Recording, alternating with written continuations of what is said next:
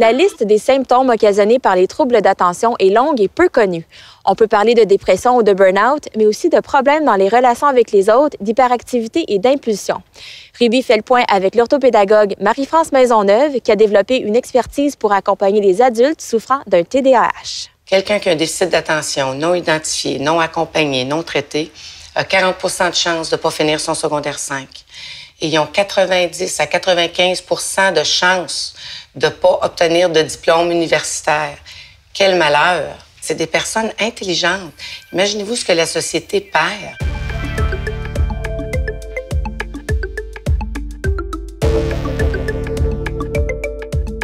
Qu'est-ce qui a été plus difficile pour toi parce que tu as grandi avec le TDAH?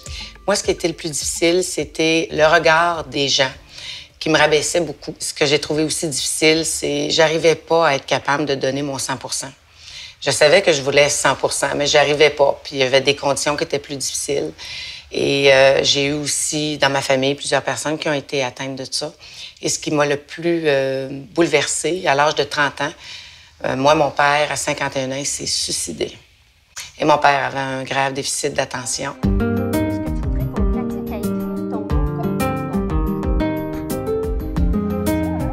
Il y a environ 80 de génétique qui occasionne le déficit d'attention. Mais on le sait aussi qu'il y a une cause environnementale. Là, les gens me disent une cause environnementale. Ça veut dire quoi? Exactement. Est-ce que ça s'attrape avec un baiser ou dans un certain endroit?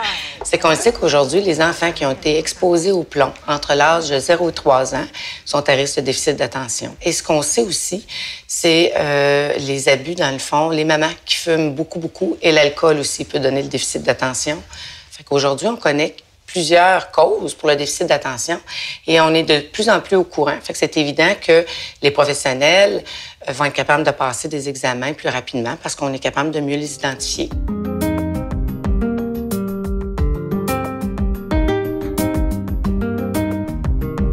Dans le DSM-5, qui est le manuel des diagnostics. Exactement. On dit que c'est plus un trouble de comportement. Avant, on disait que c'est un trouble de comportement. C'était de ma faute d'être comme ça ou ma mère m'a mal élevé. Aujourd'hui, la bonne nouvelle, c'est qu'il vient de sortir au mois de mai 2013 et on dit que c'est un trouble neurodéveloppemental. Ça veut dire que c'est pas de ma faute. Ça veut dire que je ne suis pas le trouble, je suis dans le trouble. Et c'est génétique, on est né comme ça. Exactement. Puis il va y avoir beaucoup, je pense, de côté positif. Parce que là, les gens vont voir que c'est pas la faute de la personne et que là, on va mettre des filets pour être capable d'aider ces personnes-là, autant les enfants, les adolescents, que les adultes aussi en milieu de travail.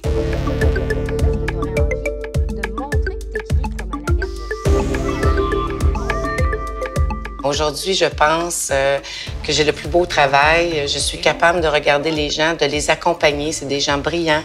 Sans les juger. Exactement. Puis lorsqu'ils comprennent, dans le fond, qu'ils sont intelligents puis qu'ils comprennent leurs conditions, vous devriez voir les gens, comment ils pleurent, puis ils me disent « Merci, Madame Maisonneuve. Enfin, quelqu'un me comprend. » Je suis pas folle, parce que souvent, les gens pensent « Est-ce que je suis folle? Comment ça se fait que j'y arrive pas? » Il y a souvent cette petite voix-là qui nous parle, mais lorsqu'on comprend notre condition, c'est évident que on est capable de bien réussir notre vie. Marie-France, merci beaucoup. Ça me fait plaisir.